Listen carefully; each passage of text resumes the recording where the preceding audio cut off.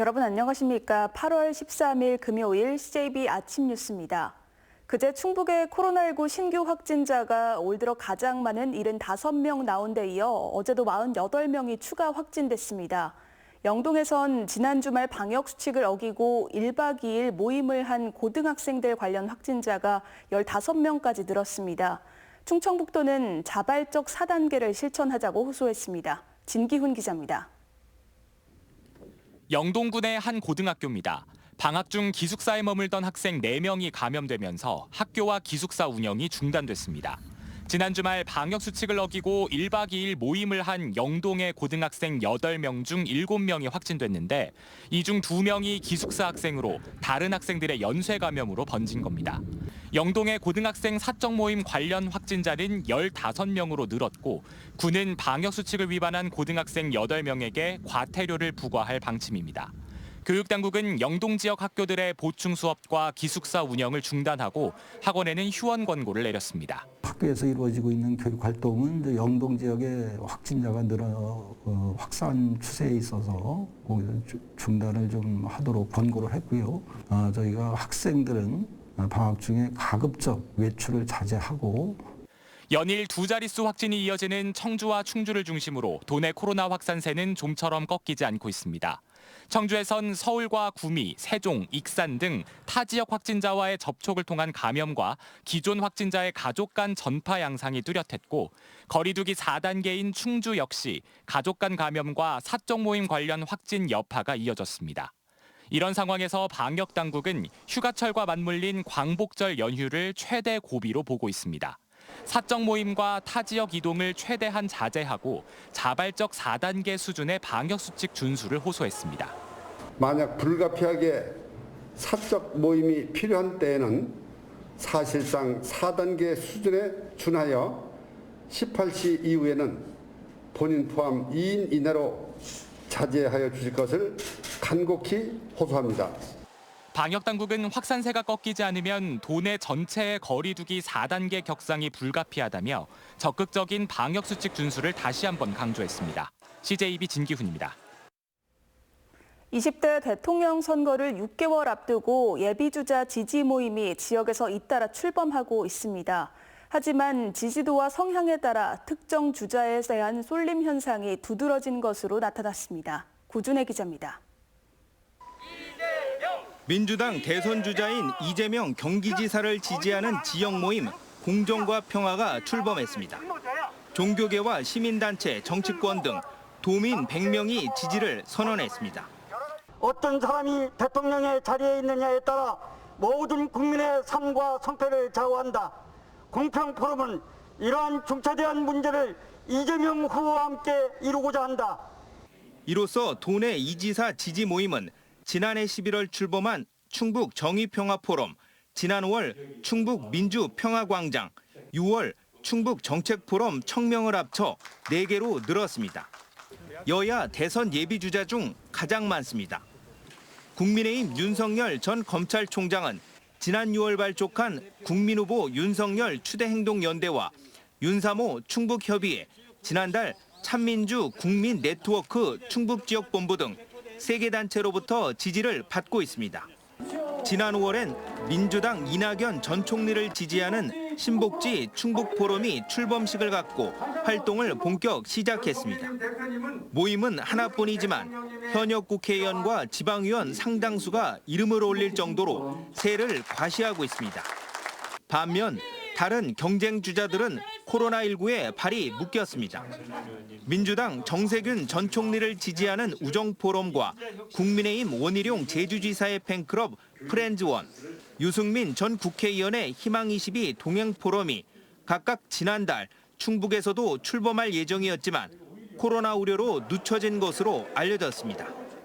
하지만 지역 정치권에서는 모임을 구성할 실질적인 동기가 부족한 게 더 큰 이유로 분석하고 있습니다.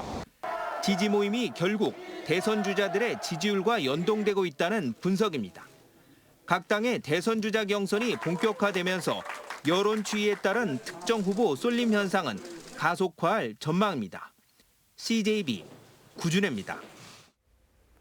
CJB는 청주 시외버스 터미널을 기존 사업자와 수의 계약을 통해 대부 갱신 계약한 청주시의 행정에 대해 연속 보도하고 있는데요.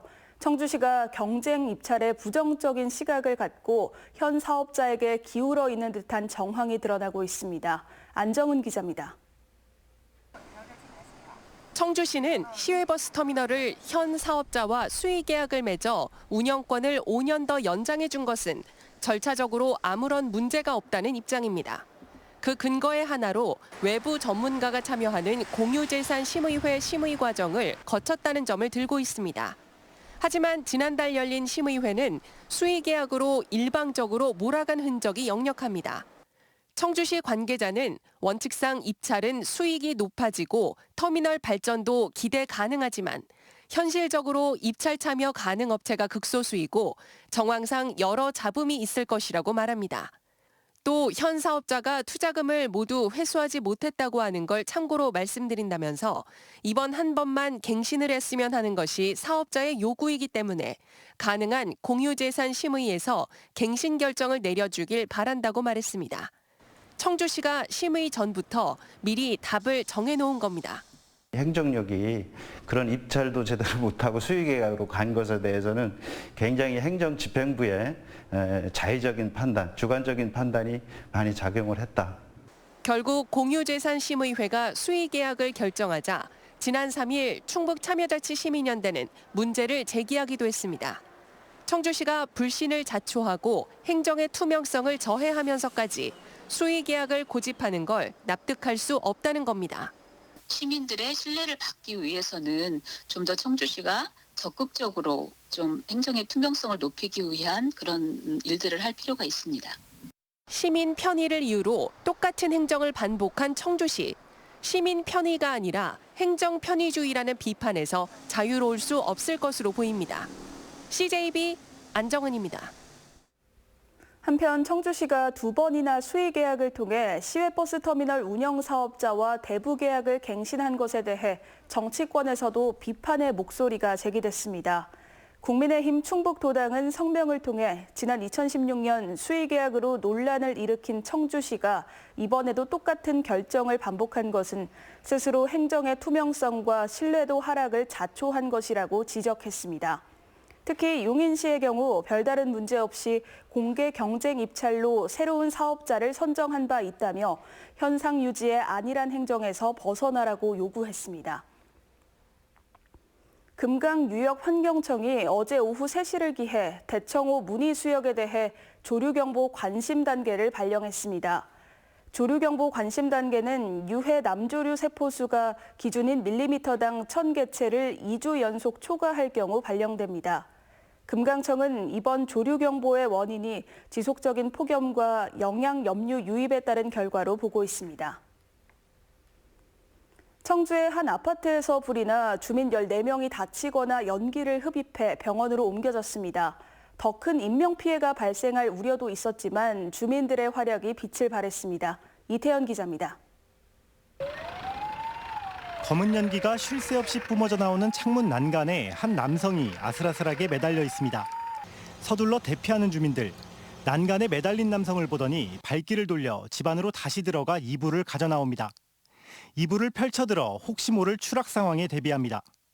결국 얼마 지나지 않아 남성은 7층에서 추락하고 천만 다행히도 이불 위로 정확히 떨어지면서 극적으로 목숨을 건졌습니다. 저희가 접촉했을 때는 의식이랑 호흡 명료하셨고 일단 가슴 부위 통증이랑 이제 등 통증만 호소하셨고요.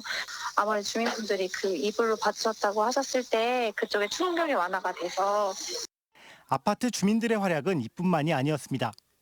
집 한 채가 전부 불에 탄 가운데 주민들은 탈출 과정에서 일일이 모든 집에 문을 두드리며 서로 대피를 도왔습니다. 연기를 마셔 병원으로 옮겨진 주민은 모두 13명. 이 중에는 위험을 무릅쓰고 주민들에게 화재를 알리느라 늦게 빠져나온 주민들도 상당수 포함돼 있었습니다. 가족들이랑 같이 그냥 말했기도 했고 그렇게 해서 나오신 분들도 같이 불났다고 같이 나와주시기도 했어요. 화재 신고 접수 이후 119가 현장에 도착하기까지 걸린 시간은 5분. 그보다 빠른 주민들의 활약 덕에 더 큰 인명피해를 막을 수 있었습니다. CJB 이태현입니다. 아시아 최초이자 국내 유일의 음악영화제인 제천국제음악영화제가 기대와 우려 속에 막이 올랐습니다. 올해로 17회째를 맞이한 이번 영화제에는 25개국 116편의 주옥 같은 음악 영화가 준비됐지만 한층 강화된 방역 속에 대부분의 야외 행사는 취소되거나 축소됐습니다. 이윤영 기자의 보도입니다. 음악과 공연 그리고 자연이 어우러진 한여름의 축제 17회 제천국제음악영화제에 막이 올랐습니다. 한층 강화된 방역 속에 개최된 개막식을 시작으로 엿새간의 여정에 본격 돌입했습니다. 락이어즈의 티나 터너를 조명한 개막작 티나를 비롯해 에드가 라이트 감독의 첫 다큐멘터리 더 스파크스 브라더스 등 세계 음악 영화의 흐름과 한국 음악 영화의 오늘을 짚어볼 수 있는 25개국 총 116편을 제천시 일원과 온라인 플랫폼 웨이브를 통해 감상하실 수 있습니다. 아주 세계적인 거장들의 음악 영화들을 신작들을 많이 초청이 됐고 그래서 아마 이제 그 국제 영화제로서의 어떤 이 작품들 초청이 굉장히 잘 된. 또한 6박 7일간의 제천영화 음악 아카데미를 비롯해 올해 처음 시도하는 진페이스, 조이풀 진프 등 다양한 프로그램들이 관객들과의 만남을 기다리고 있습니다. 하지만 코로나19의 대유행으로 영화제의 하이라이트인 원서머 나잇을 비롯해 야외 행사 대부분이 취소 또는 축소됐고 실내 공연과 영화관 상영도 객석의 절반만 채우는 등 방역이 한층 강화됐습니다.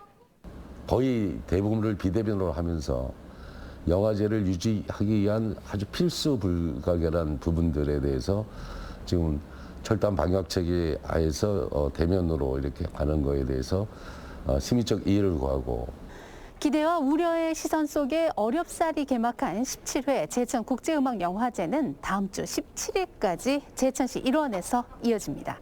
CJB 이윤영입니다.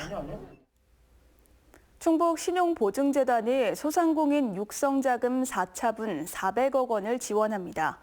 지급 대상은 도내 사업장을 둔 소상공인으로 업체당 최고 5천만 원 한도로 9개 금융기관에서 대출이 이뤄지며 충청북도가 대출 금리 중 2%를 3년간 지원합니다. 특히 이번 4차분부터는 코로나19 확산 예방을 위해 기존 방문 접수 대신 상담 예약 접수로 전환해 운영합니다. 충청북도가 질병관리청과 함께 오는 16일부터 10월 말까지 2021년 지역사회 건강조사를 실시합니다. 조사 방식은 보건소 소속 조사원이 표본 가구를 방문해 건강 상태와 만성질환 등 163개 문항을 1:1 면접 조사합니다.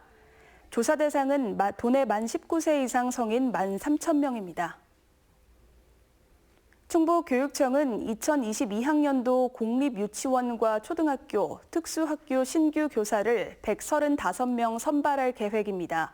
유치원 15명, 초등 86명, 특수학교 34명이며 원서는 오는 10월 4일부터 8일까지 도교육청 온라인 채용 시스템을 통해 접수합니다.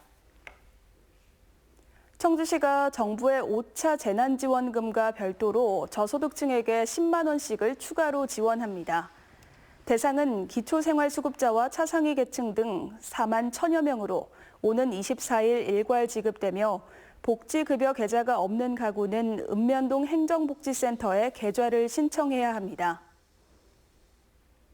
옥천구는 지역 문화유산을 활용한 야간 체험 행사인 문화제 야행을 계획보다 한 달 늦춰 열기로 했습니다. 구는 당초 다음 달 10일과 11일 이틀간 행사를 진행할 예정이었지만 코로나 확산세가 지속됨에 따라 10월 8일에서 9일로 개최 시기를 조정했습니다. 끝으로 날씨입니다. 충북지방 오늘 구름 많다 오후부터 차차 흐려지겠고 낮 동안 곳에 따라 소나기가 오겠습니다. 비는 5에서 30mm 정도 내리겠고 지역별 강수량 편차가 크겠습니다. 현재 청주 24도, 충주 22도, 제천 19도, 옥천 21도를 보이고 있습니다. 오늘 낮 최고 기온은 청주 32도, 충주 30도 등 28도에서 32도의 분포가 예상됩니다. 내일 도내 중남부 지역을 중심으로 빗방울이 떨어지겠고 다음 주는 대체로 구름 많고 한낮 30도 안팎의 더위가 이어지겠습니다. 뉴스를 마칩니다. 시청해주신 여러분 고맙습니다.